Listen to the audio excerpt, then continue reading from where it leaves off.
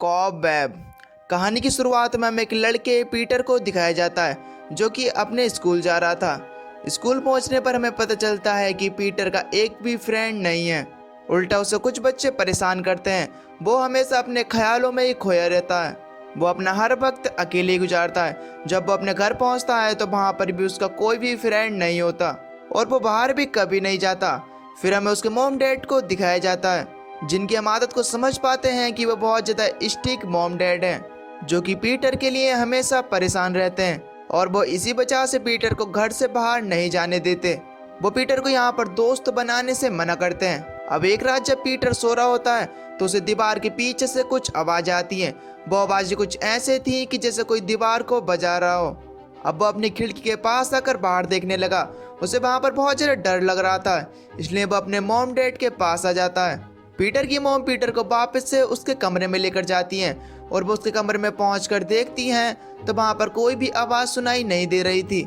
इसलिए वो पीटर से कहती हैं कि ये तुम्हारा ख्याल होगा और कुछ नहीं, और तुम इस बारे में इतना ज़्यादा ना सोचो और सो जाओ। अब अगले दिन जब पीटर स्कूल जाता है तो उनके स्कूल में एक नई टीचर आई थी जो पीटर को देखकर समझती हैं कि पीटर बहुत ज़्यादा डरा हुआ है और वो किसी चीज़ को लेकर बहुत ज़्यादा परेशान है। इसीलिए वो पीटर से जुड़ने की कोशिश करती हैं क्योंकि जाहिर बात है कि वो एक टीचर थी, इसलिए वो अपने स्टूडेंट को परेशान देखना नहीं चाहती थी।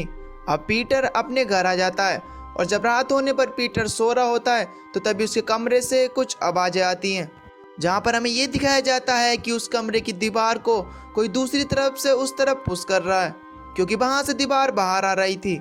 तभी वहाँ पर पीटर को किसी लड़की की आवाज़ सुनाई देने लगी जो कि बार बार उसका नाम ही पुकार रही थी, जो उससे कहती है कि पीटर मेरे पास आओ, मुझे तुम्हारी ज़रूरत है, मुझे मदद चाहिए। ये सुनकर पीटर बहुत ज़्यादा डर जाता है और वो वहाँ पर चिल्लाने लगता है। उसके चिल्लाने की आवाज़ सुनकर पीटर के डैड वहाँ पर आ जाते हैं और जब वो दीवार को चेक करते हैं तो वहाँ पर तो कोई भी नहीं होता। वहाँ पर सब कुछ नॉर्मल था और वहाँ पर कोई भी आवाज़ नहीं आ रही थी। और आज रात फिर से वो पीटर को कहकर समझाकर सुला देते हैं, हालांकि अभी भी पीटर बहुत ज़्यादा डरा हुआ था। अब अगले दिन जब पीटर स्कूल में था तो आज उनकी टीचर अपने बच्चों से ड्राइंग करवा रही थी, जहाँ पर पीटर अपनी दीवार जैसे कमरे की ड्राइंग बनाता है और उसने उस पर लिखा था हेल्प मी, यानी मेरी मदद करो। उसने उस पर एक बच्चा ही बनाया था और वो बच्चा वो खुद था। अब उसकी ये ड्राइंग टीचर देखकर बहुत ज़्यादा परेशान हो जाती हैं कि आखिर पीटर मदद क्यों मांग रहा है। इसीलिए वो अगले दिन पीटर के घर जाती हैं ये जानने के लिए कि शायद सब कुछ ठीक है, जहाँ पर टीचर की मुलाकात पीटर की मॉम से हुई। लेकिन पीटर की मॉम टीचर से कुछ अच्छे तरीके से बात नहीं कर रही थी। वो कहती हैं कि पीटर एक अलग टाइप का लड़का है। वो कहती हैं कि पीटर कुछ भी सोचता रहता है और वो फिर उसकी ड्राइंग बना देता है, तो इसलिए आपको इस सिलसिले में ज़्यादा परेशान होने की ज़रूरत नहीं है और हाँ, अगली बार हमारे घर पर कभी भी मत आना। अब यहाँ पर टीचर को पीटर के पेरेंट्स पर थोड़ा बहुत शक होता है कि उसे लगता है कि यहाँ पर पीटर के साथ कुछ तो गलत हो रहा है, लेकिन वो इस बारे में कुछ भी नहीं कर सकती। खैर, अब गुस्से में पीटर की मॉम पीटर के पास आती हैं और वो उसको ड्राइंग दिखाते हुए पूछने लगी कि ये सब क्या है, तुमने हेल्प मी क्यों लिखा, आखिर तुम किससे मदद मांग रहे थे। जिस पर पीटर कहता है कि मॉम, मदद वो मांग रही है बल्कि मैं नहीं। जिस पर पीटर की मॉम कहती हैं कि अब ये वो कौन है, अब वो के बारे में तो हमें जल्द ही पता लगने वाला है। अब यहाँ पर पीटर की मॉम पीटर पर ज़्यादा ध्यान नहीं देती और उसे समझाने लगती हैं कि तुम फजूल बातों पर ज़्यादा ध्यान मत दो, और वो यह कहकर यहाँ से चली गई। अब जब रात को पीटर सो रहा होता है तो उसे दोबारा से उस लड़की की आवाज़ें आती हैं, जिस पर पीटर कहता है कि मुझे पता है तुम रियल में नहीं हो, तुम सिर्फ मेरा ख्याल हो। जिस पर वो लड़की कहती है कि नहीं, हूँ मैं असली, लेकिन मेरा कोई खास मकसद नहीं है, मैं सिर्फ तुमसे दोस्ती करना चाहती हूँ। अब इस बारे में पीटर थोड़ा बहुत कुछ सोचता है क्योंकि यहाँ पर पीटर का कोई भी दोस्त नहीं था और ये लड़की उससे दोस्ती करने की बात कर रही थी। अब अगले दिन जब पीटर अपने स्कूल में होता है तो आज सभी बच्चे अपने पंपकिन पर हैलोवीन की तस्वीरें बना रहे थे और पीटर ने भी अपने पंपकिन पर बहुत ही अच्छी और साफ ड्राइंग की थी, और जिसे देखकर पीटर बहुत ज़्यादा खुश हो जाता है। लेकिन तभी वहाँ पर पीटर के पास एक शरारती लड़का आता है और वो पीटर के पंपकिन को गिराकर उसे बहुत ही बुरी तरीके से कुचल देता है, और जिस वजह से पीटर बहुत ज़्यादा दुखी हो जाता है। पीटर जब अपने घर आता है तो वो रात को अपने बिस्तर पर लेटकर रोने लगता है, जहाँ पर दोबारा से वो लड़की पीटर से कहने लगती है कि तुम ज़्यादा परेशान मत हो, ऐसा मेरे साथ भी होता था। लेकिन तुम्हें हार नहीं माननी चाहिए, बल्कि अपना बदला लेना चाहिए। और उसकी ये बात पीटर पर असर कर गई। अब अगले दिन जब पीटर स्कूल जाता है तो तभी उसे वहां पर वो लड़का मिलता है। पीटर उस शरारती लड़के को सीढ़ियों पर से धक्का देकर उसे नीचे गिरा देता है। अब क्योंकि वो ज्यादा ऊपर से गिरा था तो इस वजह से उसकी टांग टूट गई थी। घर आने पर अब जब उसके मॉम डैड को इस बारे में पता चला तो वो पीटर को लेकर बहुत ज्यादा परेशान हो गए। इसलिए वो पीटर को सजा देने के लिए उसे बेसमेंट में ले जाकर उसे बंद कर देते हैं। अब रात को पीटर की मॉम पीटर को बेसमेंट से बाहर निकालकर उसे अच्छी तरीके से खिला पिलाकर उसे अपने रूम में सोने के लिए भेज देती हैं। अब वो जैसे ही वहां से गई तो अकेले होने पर पीटर तुरंत ही उस दीवार के पास आया और इस दीवार को खटखटाने लगता है। तभी तुरंत ही वो वहां पर लड़की आ जाती है, जहां पर वो लड़की कहती है कि पीटर, मुझे तुम्हारी बहुत ज्यादा चिंता है और तुम्हारे मॉम डैड असल में जैसे दिखने में हैं, असल में वो ऐसे है नहीं, और वो ना ही तुमसे प्यार करते हैं और ना ही तुम्हें चाहते हैं। और इसी के साथ वो यहाँ पर ये भी चीज बताती है कि मैं और कोई नहीं बल्कि तुम्हारी बहन हूँ और मुझे सालों से यहाँ पर कैद कर कर रखा है। मैं सिर्फ सालों से इसी बात का इंतजार कर रही हूँ कि कब तुम बड़े होगे और कब तुम मेरे बारे में जानोगे और कब तुम उस दीवार पर लगी घड़ी को हटाओगे और खुफिया दरवाजा खोलकर मुझे बाहर निकालोगे, और जिसके बाद मैं आजाद हो जाऊंगी। अब उसकी बातें सुनकर पीटर बहुत ज्यादा हैरान हो जाता है। अब इस बात पे पीटर कहता है कि अगर तुम असलियत में हो तो मैं तुम्हें देखना चाहता हूँ, लेकिन वो लड़की कहती है कि तुम मुझे नहीं देख पाओगे, तुम डर जाओगे, क्योंकि मैं सालों तक यहाँ पर रहने की वजह से बहुत ही अजीब दिखने लगी हूँ। लेकिन पीटर कहता है कि मैं नहीं डरूंगा। अब जब पीटर ने ना डरने की बात ही की है तो वो लड़की कहती है कि नीचे एक सुराग है, तुम उसमें से मुझे देख सकते हो। और जब पीटर ने उस सुराग में से देखा तो वो उस लड़की की बड़ी सी आंख को देखता है, जो कि देखने में सच में बहुत ही डरावनी लग रही थी, जिसे देखकर पीटर तुरंत ही डर जाता है। और तभी वो लड़की कहती है कि मेरे भाई, हमारे मॉम डैड बहुत ही बुरे हैं, उन्होंने मुझे यहाँ पर बंद कर दिया।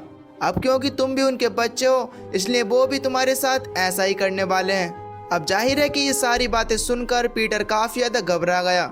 उसे पता नहीं था कि आखिर ये मेरी बहन है या फिर झूठ बोल रही है। अब ये सारी बातें सुनकर पीटर तुरंत ही अपने टीचर को कॉल करता है मदद के लिए, क्योंकि वो अपने मॉम डैड से पूरी तरीके से डर चुका था।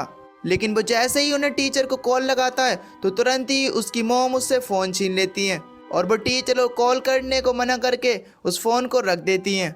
अब वो पीटर को उसके रूम में लेकर जाती हैं और वो जैसे ही उस रूम में आई तो उन्हें वो छोटा सा सुराग दिख गया, जिसे देखकर वो बहुत ही डर गई और घबराते हुए कहने लगी कि आखिर उस लड़की ने पीटर से क्या कहा होगा। अब अगर कुछ भी गलत हुआ तो वो हमारे बच्चे के साथ ही होगा, जो कि हम बिल्कुल भी नहीं चाहते। अब यहाँ पर हमें एक बात समझ में नहीं आ रही थी कि अगर पीटर के मॉम डैड ने उसे यहाँ पर बंद किया है तो वो उससे क्यों डर रही हैं और वो अपना दरवाजा बंद कर लेती हैं। अब रात में वो लड़की पीटर से बात करती है और वो कहती है कि मैंने मॉम डैड को कहते हुए सुना है कि वो अब तुम्हें भी मारने वाले हैं। अब तुम्हें इनसे बचने के लिए कुछ करना होगा ताकि ऐसे मॉम डैड से तुम्हारी जान छूटे।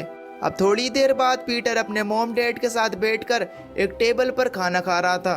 तभी अचानक ही उसके डैड को सूप का जायका कुछ अजीब लग रहा था और वो ये भी नोटिस कर लेते हैं कि पीटर कुछ भी नहीं खा रहा है। इसलिए वो घबराते हुए पीटर से पूछते हैं कि तुमने क्या किया है, जिस पर पीटर कहता है कि मैंने कुछ नहीं करा है, बस मैंने अपनी बहन का बदला लिया है। ये देखकर उसके डैड तुरंत ही शॉक हो गए, क्योंकि अब वो सारा मांजरा समझ चुके थे और अब उन्हें खून की उल्टियां होने लगती हैं। असल में पीटर ने उनके खाने में जहर मिला दिया था, क्योंकि उस लड़की ने पीटर को ऐसा करने को कहा था। अब ये देखकर पीटर की मॉम एक चाकू निकालकर पीटर की तरफ आने लगी, लेकिन पीटर उन्हें सीढ़ियों पर से धक्का दे देता है और वो नीचे गिर जाती हैं और नीचे गिरने की वजह से उनकी वहीं पर मौत हो जाती है। अब यहाँ पर हैरानी की बात यह थी कि पीटर की मॉम ने पीटर को मारने के लिए नहीं बल्कि उसे बचाने के लिए चाकू उठाया था, क्योंकि अब पीटर ने उस लड़की को आजाद कर दिया था। और अब वो लड़की जो कि इतनी देर से पीटर से बहुत ही मासूमियत से बात कर रही थी, अब वो बाहर आ जाती है, जो कि सच में देखने में बहुत ही बदसूरत और मॉन्स्टर की तरह दिख रही थी, जिससे पीटर डर गया और वो तुरंत ही भागकर अपने कमरे में आ जाता है और वो तुरंत ही अपने बेड के नीचे आकर छुप गया। अब जब टीचर को पीटर के बारे में पता चलता है तो वो उसके बारे में काफी ज्यादा सोचने लगती हैं और उन्हें पीटर की चिंता होने लगती है, क्योंकि उन्हें लग रहा था कि पीटर के साथ जरूर कुछ गलत हो रहा है, इसलिए वो उसकी मदद के लिए उसी के घर की तरफ आ रही थी। अब जब पीटर अपने बेड के नीचे छुपा हुआ था तो उसके बेड के ऊपर वो मॉन्स्टर बैठी हुई थी और वो वहाँ बैठकर अपनी कहानी बताने लगी। तो असल में ये मॉन्स्टर लड़की सच में पीटर की बहन थी और अपने पेरेंट्स की पहली बेटी, लेकिन ये बचपन से ही बदसूरत पैदा हुई थी, जिस वजह से लोग उसे देखकर बहुत ही बुरी तरीके से डर जाते थे। यानी कि ये देखने में एक मॉन्स्टर की तरह थी और यही वजह है कि उसके मॉम डैड ने बाकी दुनिया से उसे बचाने के लिए एक रूम में रखा। और ये डिफॉर्म होने की वजह से लोगों को नुकसान भी पहुंचा सकती है, इसलिए इसके पेरेंट्स को ये फैसला लेना पड़ा। खैर, आज से पहले वो उसी कमरे में कैद रही, इसलिए उसने अपने आप को बहुत ही खतरनाक बना लिया था। और फिर उसने प्लानिंग की थी कि वो पीटर को अपनी बातों में बहला फुसलाकर अपने पेरेंट्स को मरवा देगी और वहां से बाहर निकल जाएगी। और अब ऐसा हो भी चुका था। वो कोई आत्मा या भूत नहीं थी, बल्कि एक इंसान ही थी, लेकिन वो डिफॉर्म होने की वजह से बहुत ही अजीब दिखती थी। और कई सालों तक एक ही रूम में रहने की वजह से उसने अपने आप को बहुत ही खतरनाक बना लिया था। अब वो मॉन्स्टर लड़की पीटर को एक कमरे में लॉक कर देती है और इसके थोड़ी देर बाद यहाँ पर टीचर भी पहुँच जाती हैं। उनके वहाँ पर पहुँचते ही पीटर उन्हें आवाज़ लगाने लगा, जिससे कि वो टीचर पीटर को देख लेती हैं और वो टीचर किसी तरह से उस दीवार को तोड़कर पीटर को बाहर निकाल ही लेती हैं। लेकिन तभी वहाँ पर वो मॉन्स्टर लड़की आकर दोनों पर हमला कर देती है और वो पीटर को एक तहखाने में फेंक कर टीचर से लड़ने लगी। पीटर यहाँ पर अपना दिमाग लगाता है और उसके लंबे लंबे बालों को पकड़कर ऊपर आने की कोशिश करता है और वो ऊपर आने के बाद अपने टीचर की मदद से उसे किसी तरह से दोबारा से उस तहखाने में फेंक देता है और अब वो वहाँ पर कैद हो चुकी थी। अब ये सब देखकर हमें पता चल गया था कि वो लड़की असल में पीटर से नफरत करती थी, हालांकि वो उसका भाई है। नफरत करने की वजह ये थी कि पीटर हर तरीके से ठीक था, लेकिन वो लड़की एक मॉन्स्टर की तरह दिखती थी। वो हमेशा से अपने माँ बाप के उस प्यार के लिए तरसती रही जो हमेशा से पीटर को मिलता था। और यहाँ से हमें ये पता चलता है कि पीटर के पेरेंट्स हमेशा से ये चाहते थे कि पीटर एक अच्छी लाइफ जिए, इसीलिए उन्होंने इस लड़की को इस तहखाने में कैद कर रखा। लेकिन इस लड़की ने पीटर को अपनी बात में बहला फुसलाकर उसके पेरेंट्स को ही मरवा दिया। अब क्योंकि पीटर अपनी फैमिली में अकेला रह गया था, तो इसलिए वो टीचर पीटर को गोद ले लेती हैं और इसी के साथ ये मूवी यहीं पर ख़त्म हो जाती है। तो दोस्तों, आपको ये मूवी कैसी लगी हमें नीचे कमेंट करके ज़रूर बताना। और अगर आपको मूवी की एक्सप्लेनेशन थोड़ी सी पसंद आई हो तो प्लीज़ वीडियो को लाइक करके चैनल को सब्सक्राइब कर देना। बाकी मैं मिलता हूँ आपको एक नई वीडियो में, तब तक के लिए till then take care, love you, bye bye.